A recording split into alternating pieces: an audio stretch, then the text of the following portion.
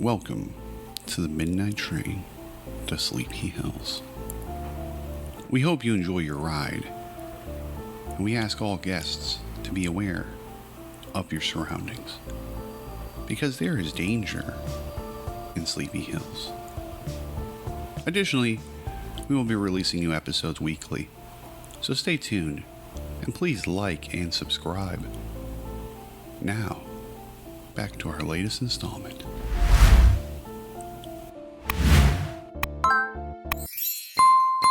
Margaret and Bruce exited the dance floor and returned to their seats.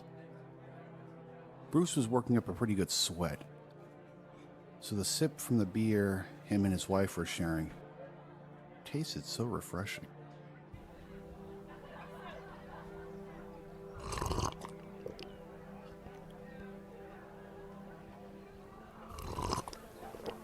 Well, I see you can still cut a little rug, said Margaret, with a smile that could not leave her face. Bruce returned with a slight eyebrow raise and a mischievous grin. I didn't take 10 years of ballet like you did.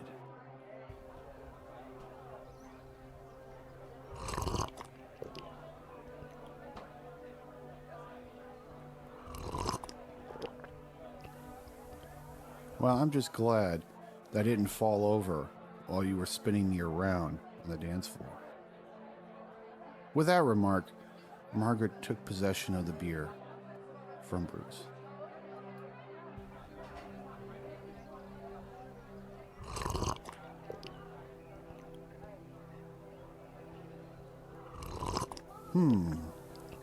I needed that after our little show.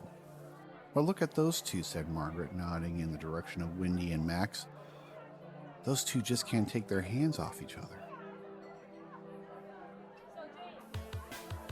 Bruce watched Max direct Wendy while they danced to the beat. It was as if they were both possessed. Their eyes were locked onto each other, and although there was a bit of crowd on the dance floor, to them, they were the only ones on the dance floor. That moment, Bruce felt Margaret's hand on top of his hand. His eyes slowly left the dance floor,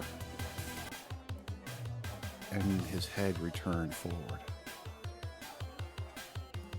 The expression Margaret was giving him at that moment made him smile a bit more. That was an area Bruce really enjoyed exploring with her.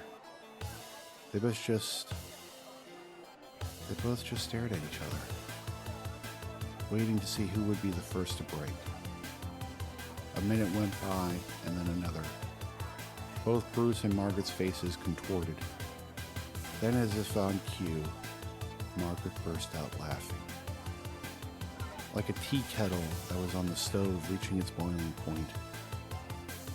"You always beat me, no fair," said Margaret, giving Bruce a frustrated look. Bruce stepped around the table and planted a kiss on Margaret.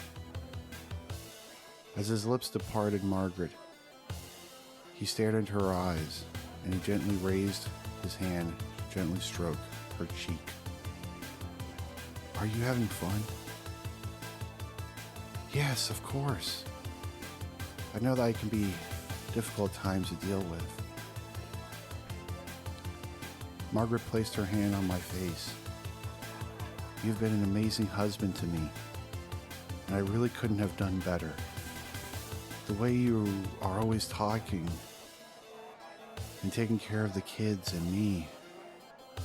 I know you can manage so much, but sometimes I feel like I need to pull my own. Honey, you're a good mother and a great wife. I know you've had your setbacks, but this doesn't mean you're a failure. I think you're a winner. And I'm not saying that because you're my wife."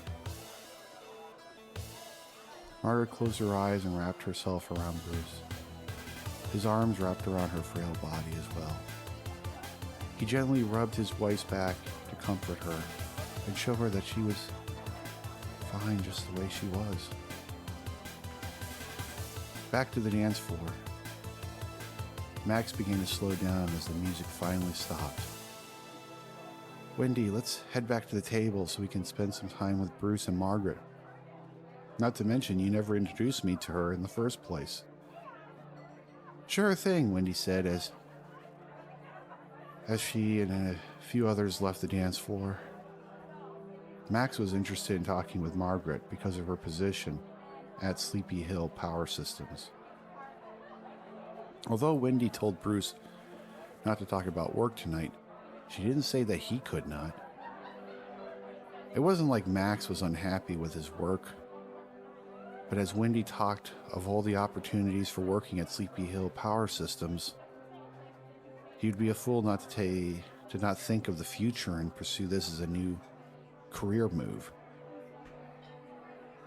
As he neared their table with Wendy in tow, he saw Margaret and Bruce hugging each other.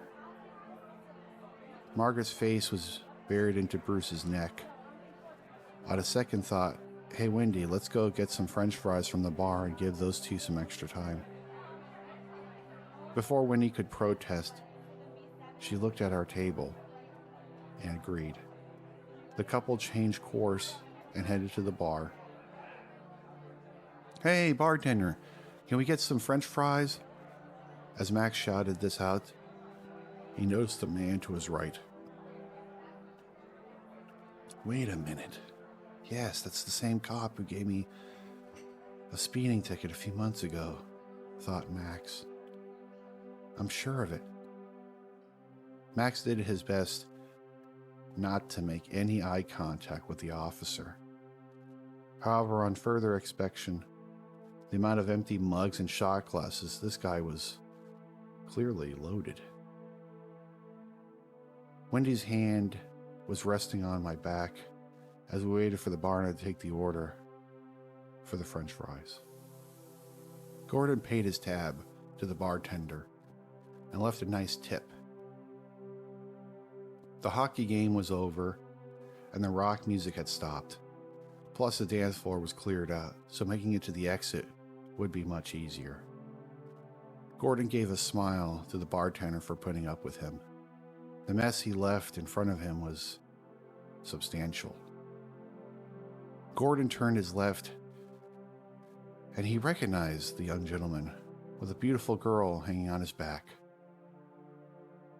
The issue was,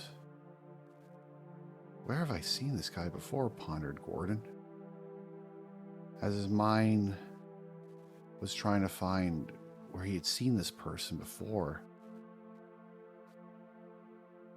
He seemed a bit faded tonight. It didn't help to have all those drinks in his system. He wouldn't know their names, but a face and a basic description went a long way for him. At this moment, as hard as he tried, he couldn't remember this guy. As much as he would like to strike a conversation with this fella, Gordon felt the weight of sleep pressing on him. I just need to get out of this place before I pass out. With a new sense of motivation, he lifted his heavy legs off the stools where he rested his feet.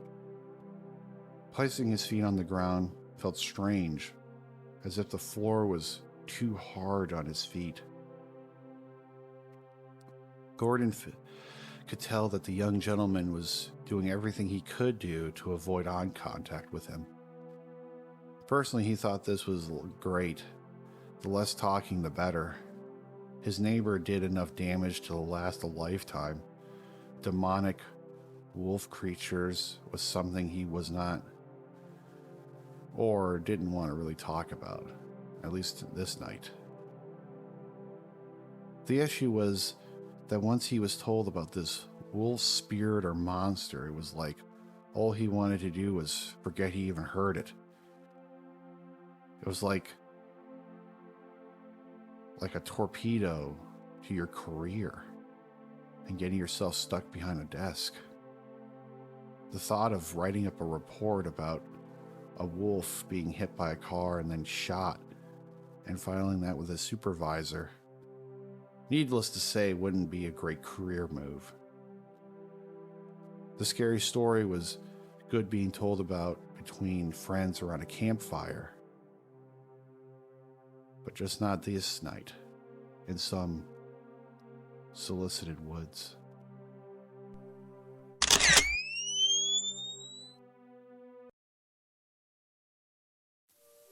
I need to just get out of here, stammered Gordon,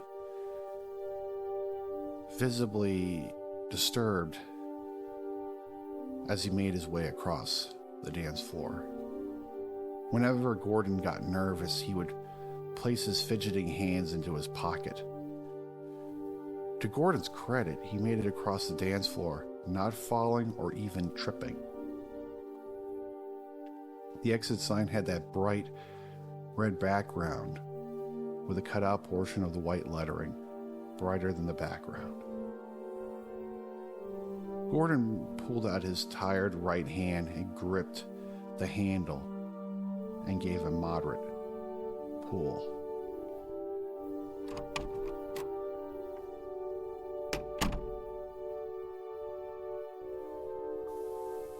Stepping out into the entrance of the barfly, he adjusted his eyesight to navigate the dark parking lot. As Gordon made his few slow steps into the lot, couldn't help but think about how his day has been going. With the horrible news of his friends being found at the crime scene, now him intoxicated in front of a dive bar, and the fact that he was going to speak to a psychiatrist at the beginning of the new week.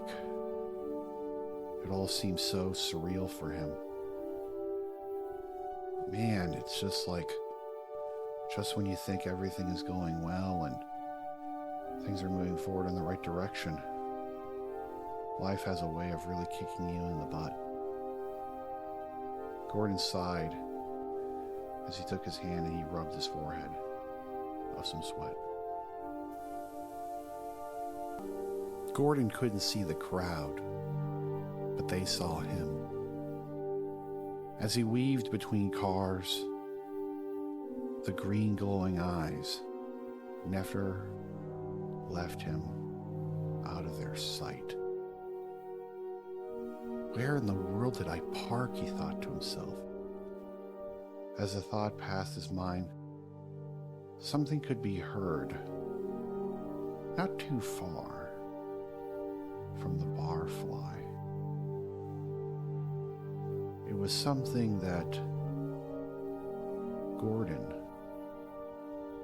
was all too familiar with because of a certain story that was told to him while he tried to drown his sorrows in the barfly.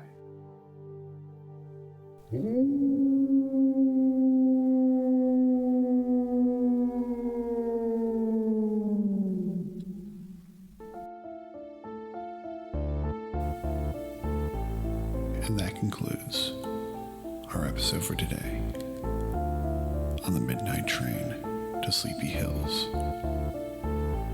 Please stay tuned next week for our next episode and follow the journey of what occurs in the town of Sleepy Hills.